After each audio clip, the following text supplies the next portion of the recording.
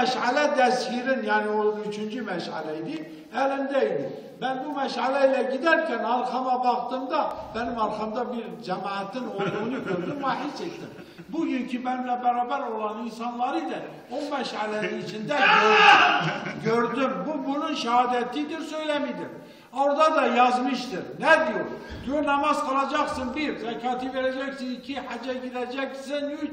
Ondan sonra sen Allah'ın ve Resulüne tabi olacaksın. Senin yolun Hizbullah'tır, Allah taraftarıdır, Allah yoludur, Allah'ın yani şeyine, Kur'an'ına, Peygamber Efendimiz'in hadisine, İslam yoluna, din yoluna inanan yani Allah taraftarısın, Hizbullah.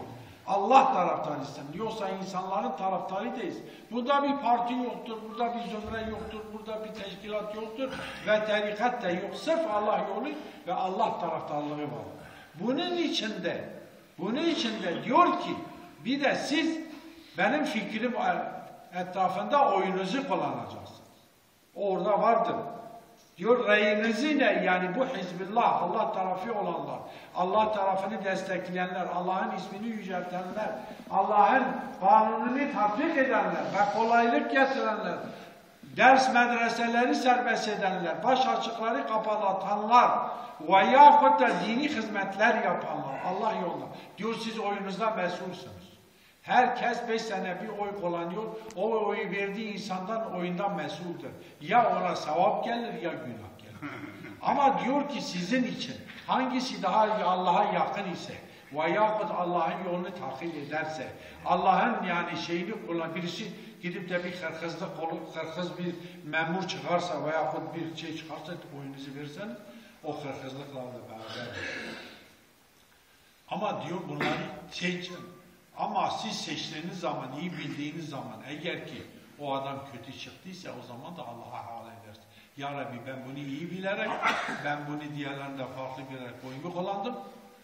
Ama bu kötü çıktıysa Allah beni mesul etme. Ben bunu bir kadar bile bilmezdim. Bildiğim zaman iyiydi, bildiğim zaman Allah yolundaydı. Ama şimdi değdiyse bunu Allah-u Teala ıslah et, hidayete getir veyahut da ya Rabbi beni mesul etme. Ama hiç oyunu kullanma. O da yoktur. Çünkü diniye her Müslüman bir insanı seçme hakkı vardır. Müslümanlar seçmediğine göre, gayrimüslimler seçtiğine göre veyahut münafıklar veyahut diyelim ki yani İslam düşmanları seçtiğine onlar hakim olurlar.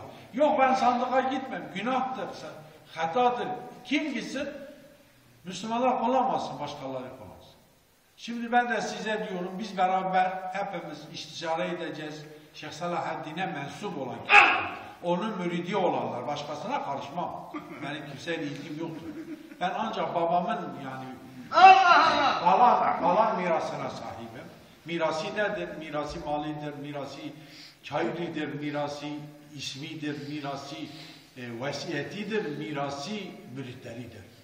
Mühtleridir, sevenleridir, cemaatidir, kendisine nasihat, vaaz verdiği bölgesidir. Onu sevenler, sevmeyenlerle benim ilgim olmaz. Veyahut Şeyh Salahaddin sağlığında kendisini görmeyen, veyahut Said Efendi onun vekiliydi, onun oğluydu, onun yerine bu irşadı devam ettiriyordu. İlim ve irfan sahibiydi, müderristi, fetvacıydı, fetva verirdi kendi yani fikirleri muazenesine. Onu dinleyenler, Said Efendi'nin sevenlerle onları da diyorum. Yani hiç cemaatine gelmeyen bugün de gel baş köşede otururlarsa o hiçbir şey ifade etmez. Bu camiye hiç gelmeyen bir de gelip de orada şeylik yaparsa onun bir ilgisi camiyle olmaz. O bir menfaati bir çıkarı var geliyor. Veyahut geliyor o cemaate oturuyor o da bir çıkar. Dünya menfaati için Şeyh Salahaddin ne tebliğat, dini tebliğat yapmıştır ne kimseye vasihat yapmıştır. Çünkü onun gayesinde hiçbir menfaat yoktu. Kendisi de diyordu, benim yanımda dedi. Dedi ki benim her imkanım vardır. Benim malım vardır, çocuğum vardır, arazim vardır. Benim geçindirecek benim yani şeyim vardır, param vardır. Şeyh Said Efendi'nin çok parası vardı, sürüleri vardı, kıymeti vardı, değeri vardı, sevgisi vardı, valiler karşıyordu. Ama dedi ki bu memlekete dinsizlik geliyor, laikizm geliyor. Bu laiklik dinsizliktir ve İslami esaslar kaldırılıyor. Kur'an men ediliyor. Kur'an'ın hükümleri yasaklanıyor. Kur'an'ın okuması yasaklanıyor. Kur'an'ın öğretilmesi yasaklanıyor. Bu memlekette Müslümanlar üzerinde cihat, bab-ı cihat var. Fakat de o bab-ı cihat diyor ki bir memlekette dini hükümler, dini İslami esaslar yasaklanırsa, namaz yasaklanırsa, insanların başına Allah Teala diyor, vücudunu örtün, vücudu açıştırırsa Müslümanlar üzerinde farzdır. Onlarla cihat etmesi gerekir. Ta ki kendi İslam'ın esasları yerine gelinceye kadar canıyla kendisini feda etmesi gerekir. Bazıları etti, bazıları etmediler. Ama yapanlar kendi mesuliyetinden kurtuldular. Yapmayanlar da Allah Teala onların hesabını bilir. Allah Teala onların cezasını verir. Bizim bir ceza vermeye yetkimiz yoktur. Kimseyi de küçük düşürmek veya insanları halka kötü göstermek bir hakkımız yoktur. Bizim bildiğimiz, kendi bildiğimizi söyleriz. Bizi dinlerler, bizimle beraber olur. Dinlenmeyenlerle de bir kavgamız, bir şeyimiz olur. Çünkü bizim bir gücümüz yok. Ne bir askerimiz var, ne bir ordumuz var, ne bir de şeyimiz var. Bir ağzımız var, ağızla da söylüyoruz. Ağız yerine gelirse gelir, gelmese kendisi bilir. Yani bizden söylemesi, şimdi ezan okuyor, cemaate gelir namaz kılan kılır, kılmayan kılmaz. Yani bu, ancak bu ezanı okuyor. İnsanları çağırıyor diyor, hayy aleyhisselam namaza koşar diyor. Ama birisi koşarsa koşar, koşmayan da evinde kalırsa kalır, kılmazsa cezasını Allah verir. Onun için ben size bunu diyorum. Eğer siz Şeyh Salahaddin'e mensupsanız, onun devamı Şeyh Said Efendi de var, belki bazı bu son zamanlarda onun da yine bağlananlar ve onun cemaatinde bulunanlar, onunla beraber gezip onu dinleyenler de var. Beraber hepimiz toplanırız dinimize, imanımıza. Bizim yani yürüdüğümüz yolda, sirat-ı müstakimde bizimle beraber olanlarla oyumuzu veririz. Onun haricinde ilgimiz yoktur ve vermeyiz de. Bunu böyle bir verirseniz de o şeyi cebinizden çıkarın, o beyatnameyi. Ve Şeyh Salahaddin'den aldığınız tezbihi de camide bırakın. Camide bırakın, o tezbih belki çekiyorsun ya bir tezbih var. Onu da camide bırakın, gidin onların cemaatine. Onlarla beraber olun isterseniz. Yani istediğiniz kimseyle beraber de olursun ama dünya menfaat için değildir. Allah Teala insanı göndermiş ki Allah'a ibadet etsin. Bismillahirrahmanirrahim. وَمَا خَلَقْتُ الْاِنْسَ وَالْجِنَّ اِلَّا لِيَعْبُدُونَ. Allah Teala diyor ben insanları. Ama çıkarlar var, menfaatler var. Şeyh Said çıkarı için çıkmadı. Hatta Şeyh Said'e bir cemaat dedi ki, hocalar cemaati, dediler sen burada bu gücün yetmez, devlettir, devletten baş edemezsin, silah yapamazsın. Sen gücün yetmiyor, askeri yoktur, imkanları yoktur, senin arkandaki bir zömre yoktur, sen tek bir adamsın, senin arkasından gelen gelmeyen.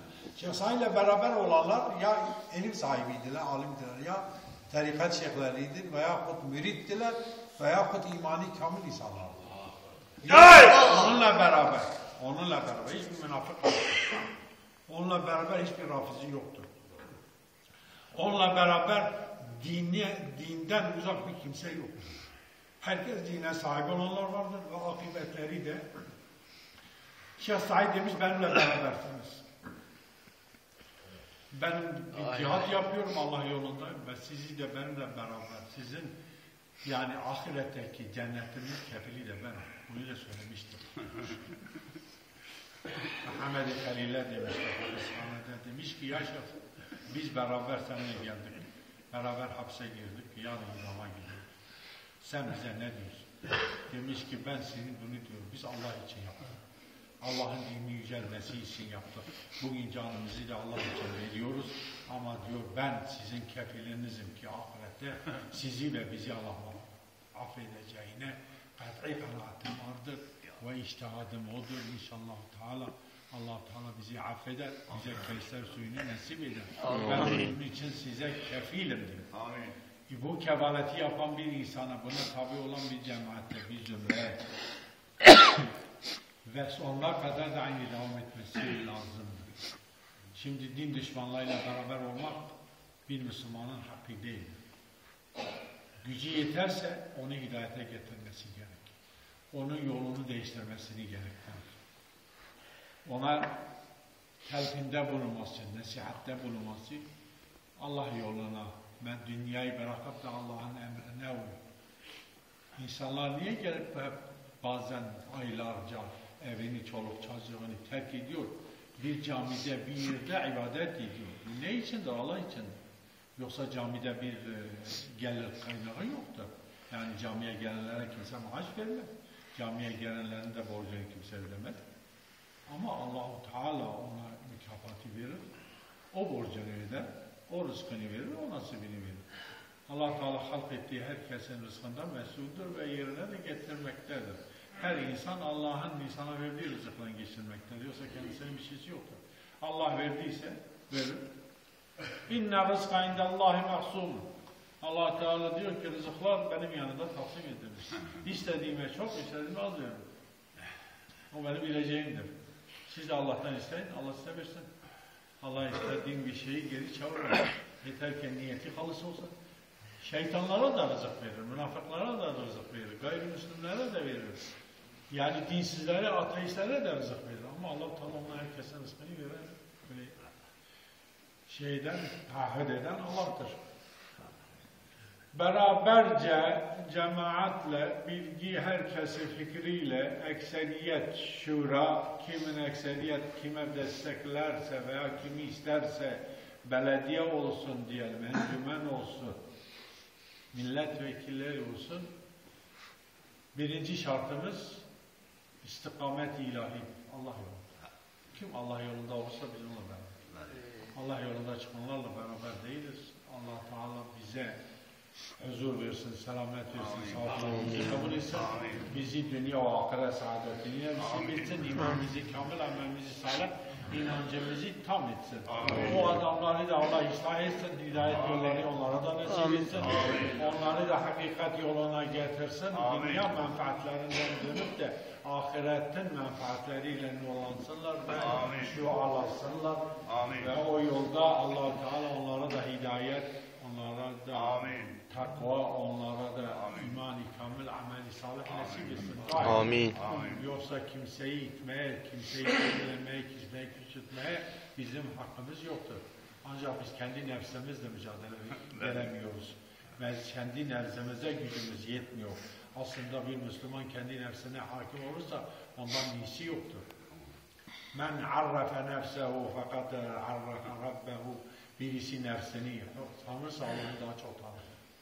İnsanın nefsi şeytandır. Şeytan da insanı dünyaya ve dünya menfaatlerine her zaman için çeker ve götürür. İmanı kamil olan, Allah'a tevekkülü olan, Allah'a inanan ve takva sahibi olanlar ancak nefis şerrinden uzaklaşıp Allah'a yakınlaşırlar. Allah Teala hepimize hidayet nasip etsin. Amin. Yoldan ayırmasın. Amin. Sırat-ı müstakimi şeytana ibadet etmede Allah Teala bizi uzaklaştırsın. Amin. Ve şeytanın arkadaşlarıyla şeytanın fikirden olanlarla da beraber etmesin. Amin. El-Fatiha. Amin.